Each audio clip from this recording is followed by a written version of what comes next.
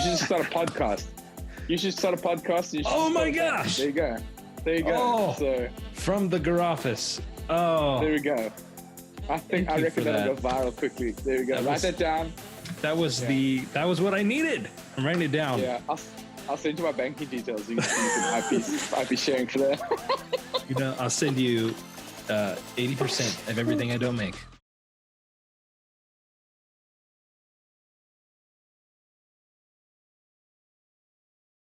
Hey guys, welcome back to the channel. As you know, the world has gone crazy. We've all been figuring out how to be virtual and working virtual and all that sort of stuff. And my wife and I actually have a virtual assistant agency. So if anybody's looking for help in that manner or that department, we would love to point you towards some great resources or put you in connection with or help you find a great virtual assistant. But everybody in the world is trying to figure out how to do their job remotely. And in ministry, that can be very difficult because a lot of our traditional means is the ministry of presence, like just being there with and for people and being a comfort in times of need. And it's hard.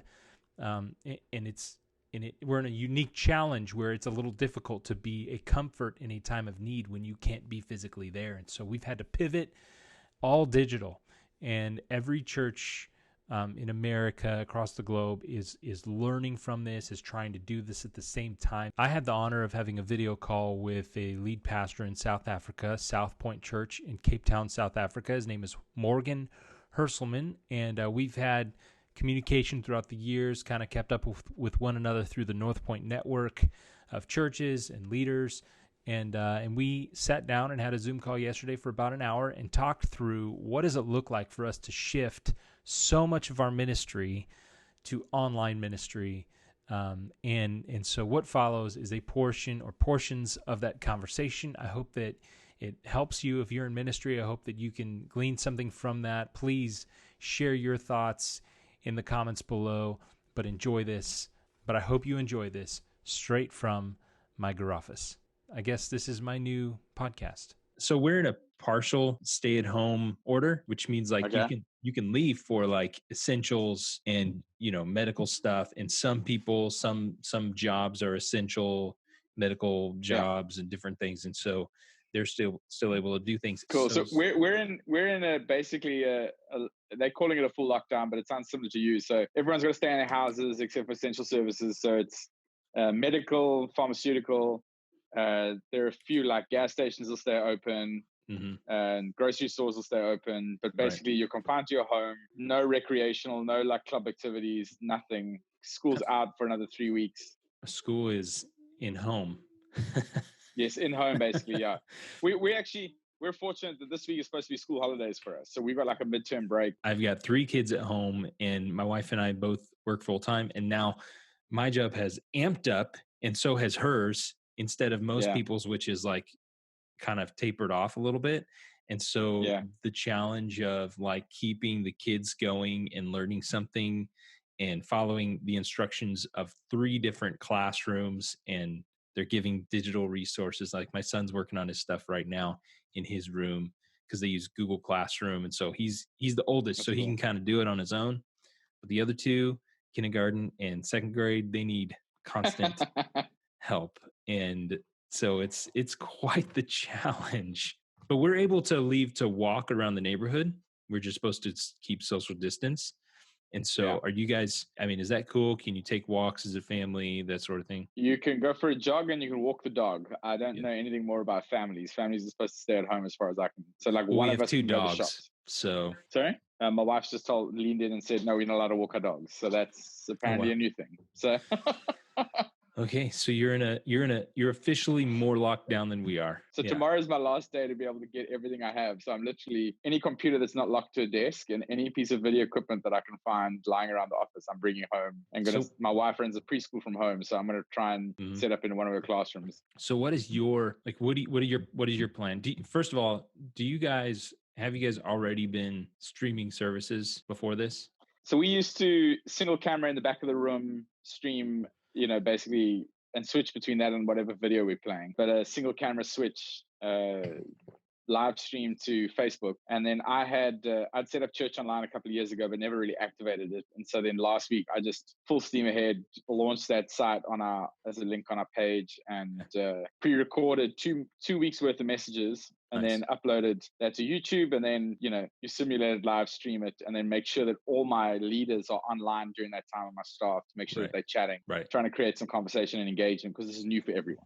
Right, exactly. And so we were semi-prepared for that compared to some of the other churches in our area. Now, with it all being locked down, we kind of saying, okay, well, if this is how it's going to be, I want to try and create a little bit more authenticity in what we do. And so then saying, okay, well, I want to broadcast from home. And so how do I do that? I'm just going to basically set up a studio. So I'm technically minded. I built all of our systems, and so I should be able to pull that off. I just don't know what kind of timeline. So I've got a service ready to go this Sunday, and that's all pre-recorded, edited, ready to go. But I'm looking for like the 5th, and then am I going to do something on Good Friday? How am I going to do Easter? How am I going to pull that off? So those are the next questions. We have never done a Good Friday, but you're like putting that in my head now.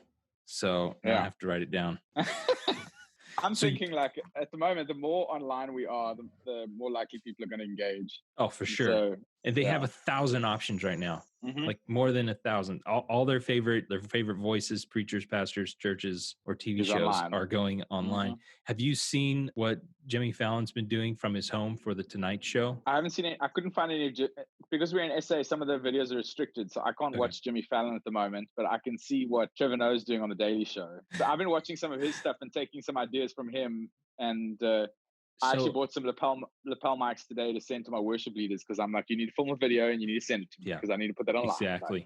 Exactly. I did some of the same stuff. So first of all, our starting point was we had never streamed live any service. I mean, we had a YouTube account set up, but I was basically just uploading sermon promos and messages up there to post on our website. It was never an interactive thing. Facebook, I've streamed live from this is my Garoffice. This is my garage office. Okay, so that's going to become a word. That's going to become a word. It is. I've streamed live here like on Fridays every once in a while, and I would just call it Friday Live, and it would be different things, talking about what's coming up, a devotional, whatever. So I've done that some. So I had a working understanding of that. I'm using software called Ecamm Live, which can push to YouTube. It can push to Facebook. You can see the comments in the sidebar and respond. So I've been using that software for a little time. Simultaneously. Which has helped me have some understanding of where I need to go. And about a year ago, I really started playing around with more personal ministry online and using YouTube a lot for just personal ministry, not the church, right? But the pastor, Micah, outside of his church, doing more family-centered and faith-centered vlogs. I've been releasing those for like a year. So that's given me a great video editing, thing and all this kind of stuff. So I have all these things that I've been sort of picking up little bits of skill and understanding over the course of a year or so. And so now I'm like, okay, let's go. I'm like, let's go. We can do this. It's not as hard as we think it has to be. And I really love the idea of not being like I like the idea of having high quality, but it's not highly produced. Yeah. It's a good picture, it's a good sound, but it's not perfectly edited, or it's not perfectly, it's in my garage or whatever. Like it feels authentic and also good at the same time. So that's some of the stuff that we've been working through. So last Saturday, I went over to one of our worship leaders' house, just had 3 of our band there, and I just set up 2 DSLR cameras, my phone and a GoPro, 4 different angles, and we filmed, I think, 7 songs. And then I used this past Sunday in our simulated live, I just put out 2 of those songs as a worship set, and then we had the message that was the main portion. I did a little welcome, I did a little offering thing, and I did a little outro.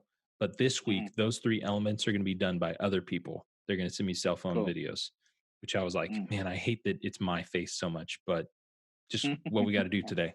So now I wrote scripts for those people. I sent it to them through Slack. The quality will probably go down a little bit, image quality and stuff, because they're going to use cell phones, though cell phones can be great. It just depends on if the person really knows what they're doing. So now I'm trying to piece out like pieces to people so that it doesn't look like it's all Micah from his garage, but it's the community of the church who are coming together for this.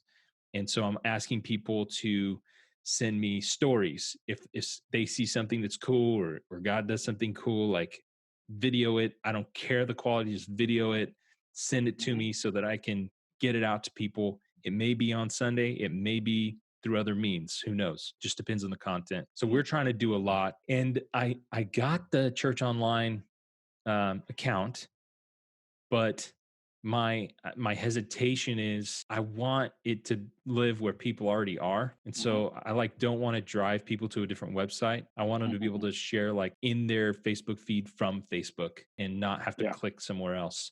Because on Sunday, man, it was awesome. I mean, I was like in tears. My wife was in tears. Other people were texting me, I'm crying right now because of the chat feed.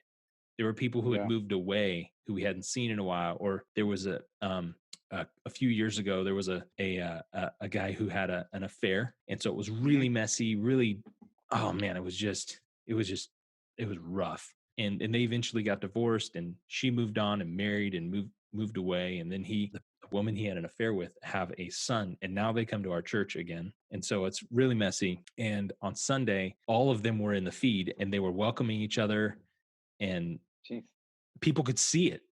And what I love about Ecamm Live is that you can take a comment and you can push it to the corner of the screen. So I'm pushing comments the whole service to the corner of the screen so people will see and it'll highlight what people are saying. Cause I'm like, this breeds interaction, community. They're like, oh, I saw my name. The interaction was really important and it built something unique and different. So it was really cool for us. So that's why Ecamm. Are you publishing to Facebook and YouTube at the same time? So we will this week. We did not last week. I did a premiere in YouTube last week. Okay. Yeah. And Simulated live. Yeah. And nobody knew because I didn't push that at all. I just pushed Facebook. Nobody knew about it, although my son jumped on it because he saw it. So he was talking to me in the feed. And I had that on my phone, like separate, as I was running the other thing. What I really like about a simulated live over complete live is that I'm not thrown off by the comments, lose my train of thought, trying to address things. It keeps moving. There's no like stopping to say, hey, I see, which can be great on the other end, but then you got to get back into it and you're worried about what did they miss? So for me, in my personality, it's better to do a simulated live for services or messages and then use True Live for other sorts of interactive things like prayer. Or for me, that really is what I like to do, what I did, and what I think I'll continue doing this time. So you can push to multiple sources through Ecamm if you use restream.io. So it basically pushes to that, and then it'll push it out to, it's got like 20 something sources it could push out to. Most of them are not useful for most people because they're like random niche things. However, I'm going to experiment. I'm going to try to push to Facebook, YouTube, and Twitch this Sunday. Okay. And we got nobody on Twitch, but I'm like, it's a new mission field. Who cares if no one's there? Why not? Like why wouldn't we? And there's an app that Restream has. It's a chat app, so you can pull that up too, and it'll show you if there's people chatting in those cool. Other feeds as well. I don't know, man. We're trying to figure it out as we go. The main things that I think I did right away, like as soon as the stay, shelter, and home kind of order came out, I put out like a minute and a half video, just kind of showing the calm and confident nature that I had about it because people were kind of freaking out. And I was just like, listen, this is what it is. Excuse me. I don't have it. Trust me. just dry in my office. But the main thing I wanted to communicate to our people was that we want to help in this time connect people with Jesus and each other as much as possible. And so we're going to be providing resources to help you do those things, encouraging people to use the Bible app and do plans together. The women of our church have started a shared reading plan right now. And so they're all interacting on there. And then also another thing we want to provide is hope and help where we can. So there are some people who have needed supplies or ran out of supplies, and they're older, or they're in a vulnerable age bracket or health state. And so some of them have actually made their needs known, and we've been able to send people with grocery bags and stuff, and people to go get supplies and go drop it off. And the people who have done that without repayment. They're just donating it. And I mean, that kind of stuff that's what we're here for, like providing needs. Physical needs is part of what the church has always done, and part of why people who don't believe in Jesus take it seriously, or at least believe that it's important. Having in mind that Jesus's ultimate concern was more than our physical needs, but he knows how important those are to us, and he provides for our physical needs as well. This past Sunday, even, my whole message was basically boiled down to, and I only did like a 12-minute message. I'm not doing 35, 40 minutes. I feel like a half an hour for our viewership for online consumption is probably good. I'm going to try to live there. If I was Andy Stanley, I could hold it down longer. Probably I could keep their attention, all that. I'm just not. I'm okay with that. And everyone seemed to really like that format as well. So we want to help people connect with Jesus and each other. We want to provide hope and help where we can. And then we want to promote faith over fear. Those are kind of the three things that I said. In this time, this is what we're trying to do. And I said that in the video right off the bat, and it was well received. And I explained we're going to be moving digitally, like everything we do basically, except for trying to help people physically, is going to be online. We're not going to have small groups in person. We're not going to be meeting in person, all that stuff. They were all planning to not come to church anyways. So I just made it. That's what I'm going to tell you. They all know already. And I was like, you already know this. We're having to move on. But I just want to be clear that you understand, we know there's something going on, and we don't have our head in the sand. Exactly. That's the main thing. You just want people to know, we're in tune. We understand there's something happening. So we paused our regular messaging timeout. We got to shift and pivot and address what the things people are actually concerned about right now. And that's the really interesting thing is right now, we don't have to create very much common ground with people at all. Yeah. It's already there. So we just address it. We just start from there. We start from 25 instead of 0. So I think that's been great. So the garage thing, I got to tell you, this is an idea our worship band is really excited about. The 3 core people who are like the core of the worship band. We were kicking around some ideas of how to increase engagement, especially we want to do sort of our own version of Tim before leading up to the live portion. So people are jumping on. You want to give it a little time so that people jump on before you have like the content you want people to really hear. And so providing some fun or information or entertainment. And so I said, well, let's do this. What if you guys come over here with some toy instruments and we do something called Garage Band? And it's sort of like a opener, but it'll be in that pre. Nice. And so I feel like that will really, if we tell people that that's going to happen, they're going to be like, I'm there. I'm going to be early, so. And then we can, man, I'm sorry, that stream, I'm getting ready to go. Yeah. So they'll, I think they'll show up and we can use that later. The great thing is, since we're creating screen first content, everything is usable later. It's already done, there's no maybe we got to cut it down a little bit or change the formatting for different size of media or whatever, but it's already there. We're not trying to create it after the fact. Our idea is more about like a 30 to 40 minute, kind of like a daily show, but more like a interactive thing. I might pre-record my message and do my cuts and fills just so that I can be a bit more in control of that, and then be able to interact with people maybe leading up to the message, and then post the message as well. Maybe have a 5-minute outro instead of like a 2 or 3 minute outro. Right. And see if I can't engage with some comments. Other thing we did was we pre-recorded 2 conversations. So I just got 2 guys. We sat on a couch and filmed the conversation after the service as well. Which again, you're creating stuff for screens. You're creating digital content.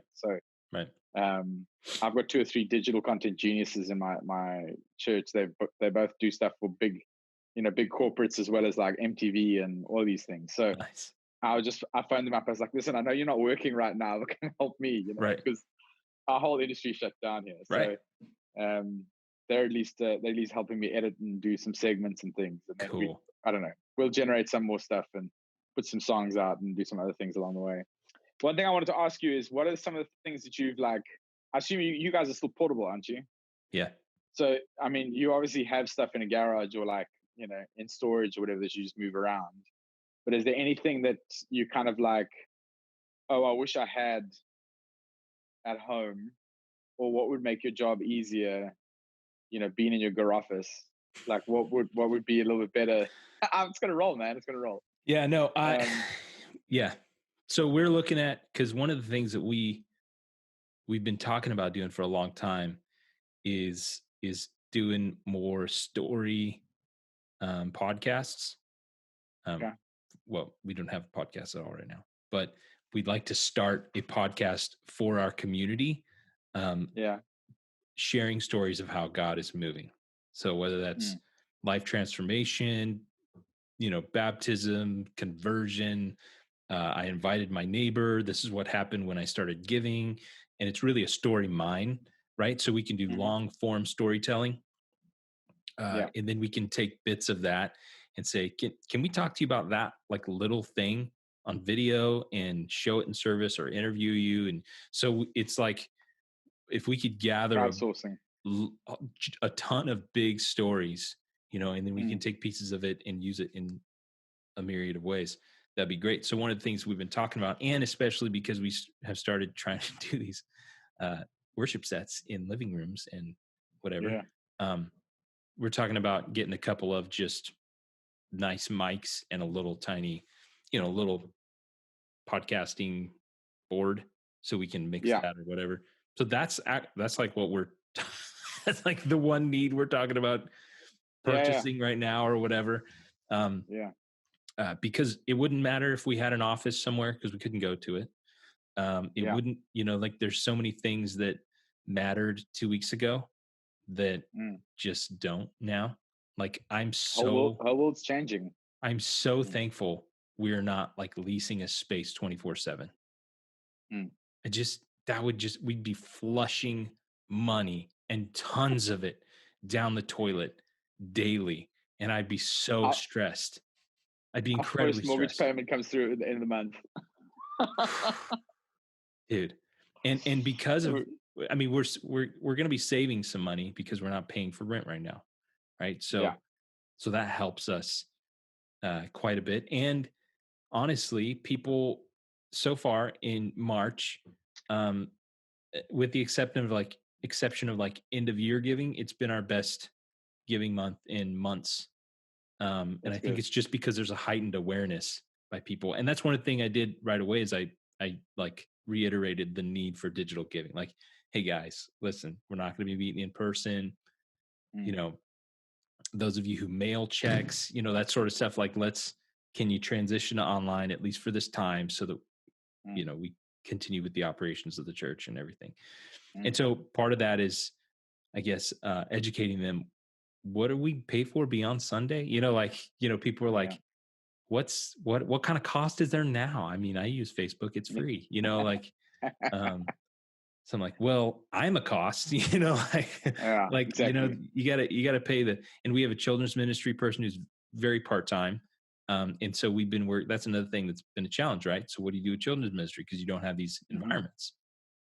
So we already had a private parent Facebook group. Wasn't really active, but there were some people in there, and we started adding some people as soon as this happened and inviting people to it. But we're posting all the story videos in there and sharing resources in there for parents. And then we're encouraging families to have their own family small group after the service or sometime on Sunday. So like for us personally, we did our thing. I did the simulated live, whatever. Then we had lunch, and then I was like, all right, it's time for family small group. And so I kind of played it up big for the kids, and I was like standing up in front of everybody. Welcome to Upstreet Family Edition. I'm so excited you guys are here. I was trying to play the host and then throw to the video story. And then my wife and I were sharing the discussion questions, and all of our kids are in Upstreet, different grades. And so we're like, this is your small group, and we're your small group leaders. So I'm telling people, you are your kid's small group leader right now. It's you. Yeah. And you're responsible. That's cool. I like that idea. So it worked out. There's been 3 or 4 families who have shared pictures or videos with me of them doing the same thing. And so we're going to keep pushing that idea, because most of the families are not going to be comfortable with it, number one. But I don't care if they're comfortable. We're going to keep pushing them, inviting them to do that, because at the end of the day, we all know they are the most influential person in the kid's life. And if they would, if they could use this time to really invest in that and invest in their kids, post whatever happens, post this situation, like we'll be in a better place for families to have better influence with their kids. And I just think it's an opportunity we can't let waste. Yeah. So that's the biggest question that anyone's had is, what about kids? I'm like, we're resourcing you. Plus there's the Parent Queue app, which has all the same stuff. You can download that for free and follow along every single week of what they should be learning. And then we can reinforce that through, digital media. They provide Instagram pictures and things. Yeah. As soon as I got the email, I jotted down some notes. So let me just tell you some things. And if nothing else, I'm recording this, by the way, I could use it in a video later on, and you could just nod your head and go, oh, that was great. I already know all that, Micah. But here was just some things that I just wrote in a little note real quick when I got this email. Yeah. I said, the first thing that I tried to do was establish a virtual working culture. And I think we should have done that yesterday for most of us. So, and especially with working with mostly volunteers or very, very part-time people who get pennies on what they do. I immediately, as soon as I released the video talking about we have to go virtual, this is what we're doing, I set up a Zoom call for our leadership team, which is really key couples and volunteers and staff. I set up a weekly Zoom call with them on Monday nights. I was just like, you got to be there. Typically, I'm trying to figure out what's going to work best for everybody and how are we all going to get there and blah, blah, blah. And I'm trying to accommodate everyone. And now in this time, I'm like, listen, your schedule's been cleared. Be there. You got nothing. So be there. So we do a Zoom call, which is. What was your excuse? I was sitting at home. That's not an excuse anymore. Exactly. Come on. Doesn't even matter. You have it on your phone. I don't care where you are. You can pull it up. Yeah, exactly. Even if you're not, even if the camera's not active, you can be listening. So the other thing is utilizing, and I transitioned our leadership team into using Slack instead of email for most communication 4 months ago. And it took about 4 months to catch on. And most of them were like, honestly, I don't want another thing. And I was like, listen, I can't track all of our conversations through text. We have different groups of different people going on. I don't know where this is. I can't remember where this was. I need a way to track these conversations and keep, and move things forward. We got to organize this stuff. So we moved to Slack conversations. And we've been using Asana as a project management for a while. Okay. So that helps. And I had just literally 3 weeks ago found a volunteer to help run our social media, because I've been doing it for 4 years. Well done.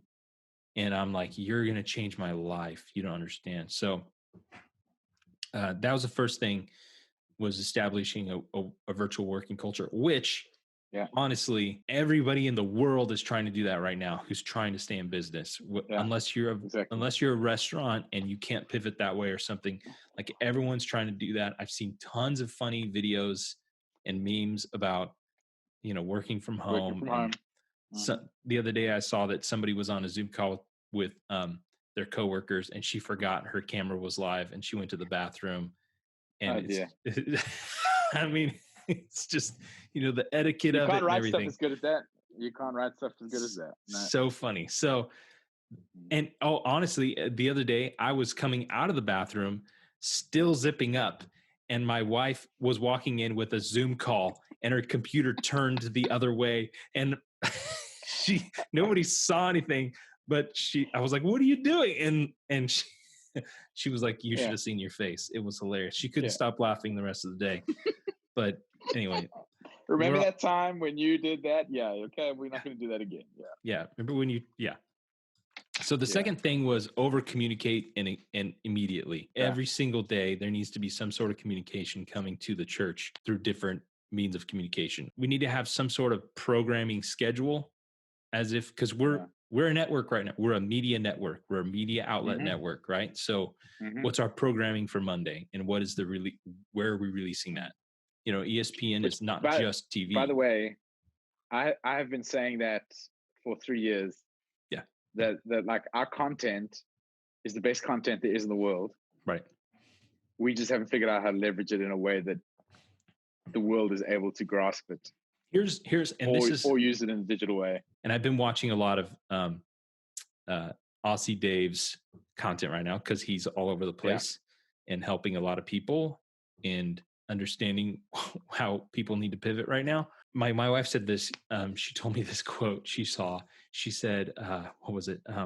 Asking if online church counts is like asking Sears if Amazon counts. And I was like, okay, that's pretty good. That's pretty good. So can't deny that one. Anyway, so the next thing I was. So what was communicate what?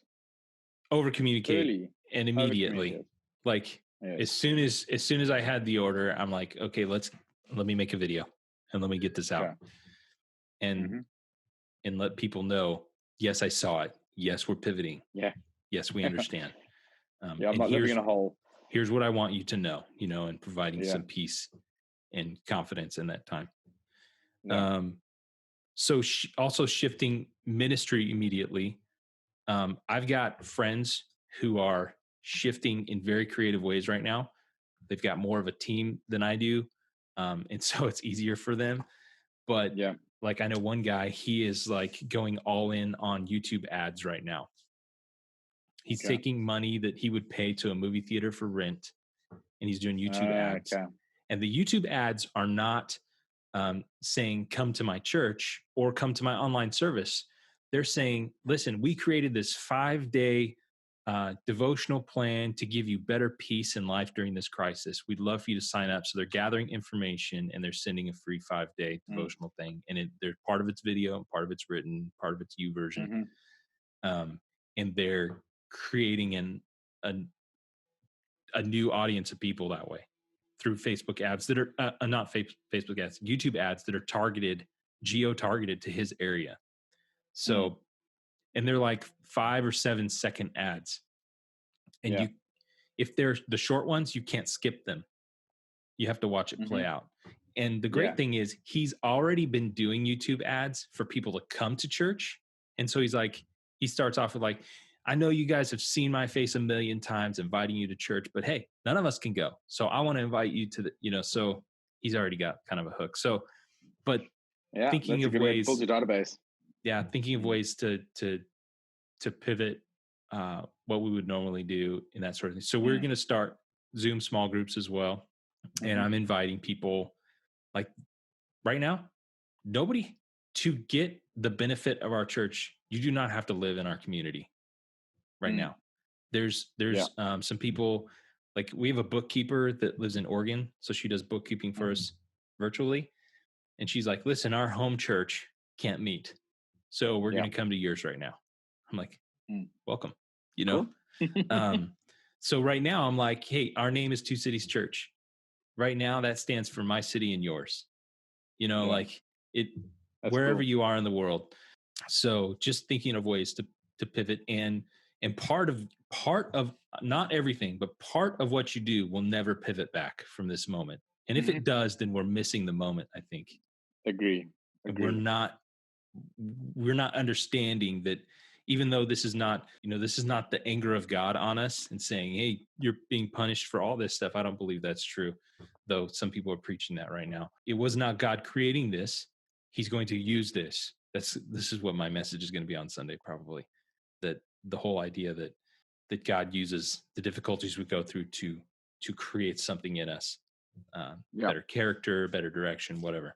I think that we really need to pay attention, and some of it will never shift back. So that's kind of the next thing I was talking about is, and you already did this, is ask your team to be present on that live stream interactive. Like I sent out like a notice to all of them. Listen, it is imperative. It is highly important that you are active on this stream. You're early on the stream. You're active on the stream. You're chatting. You're commenting. You're sharing. You have got to drive that. If you don't, people may not follow.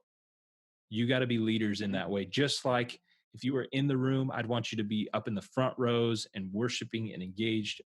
I want the same thing, so that it did help. But at the same time, I asked some of our team that is more focused on caring about people and very worried about individuals, specifically people who are single or widows or sick, the people that could be left in the dust by the digital move.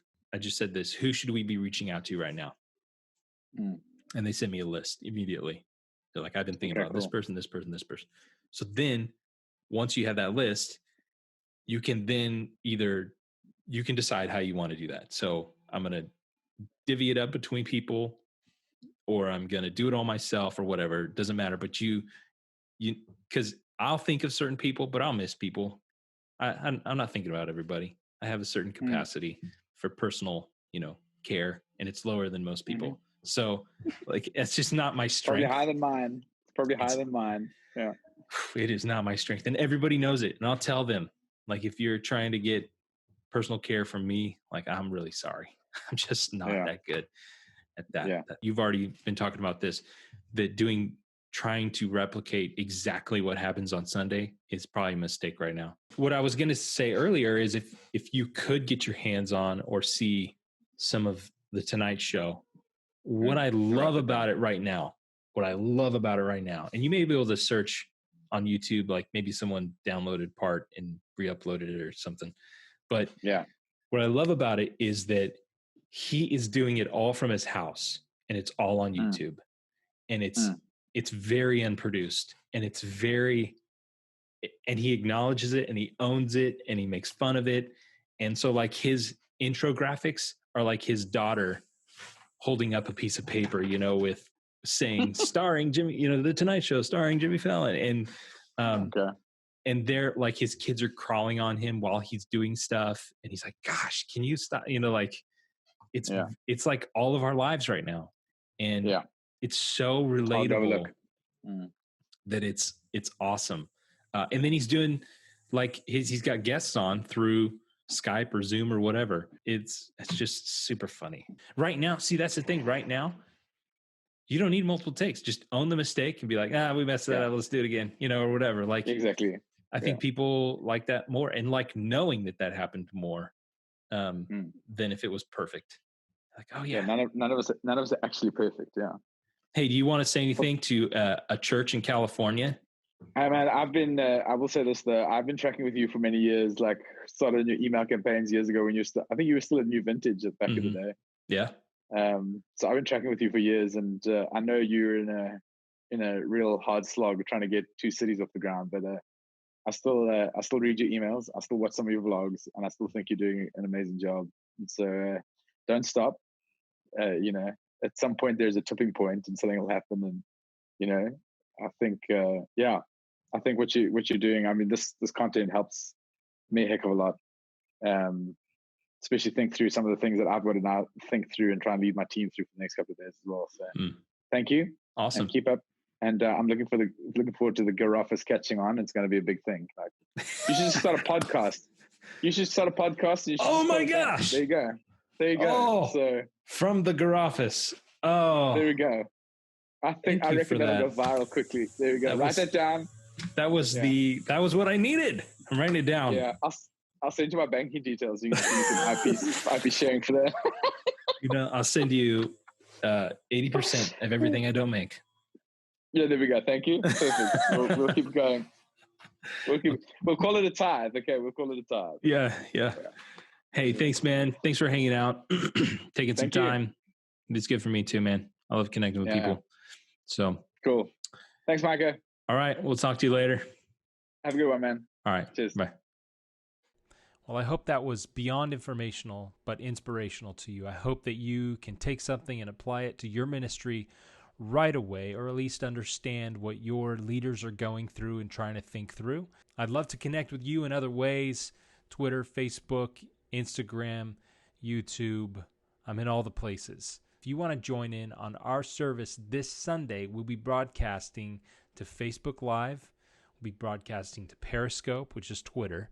We'll be broadcasting to Twitch, and we'll be broadcasting to YouTube. So I hope to see you in one of those places this Sunday, especially if you don't have a place already to go to church. God bless you. I'll see you next time.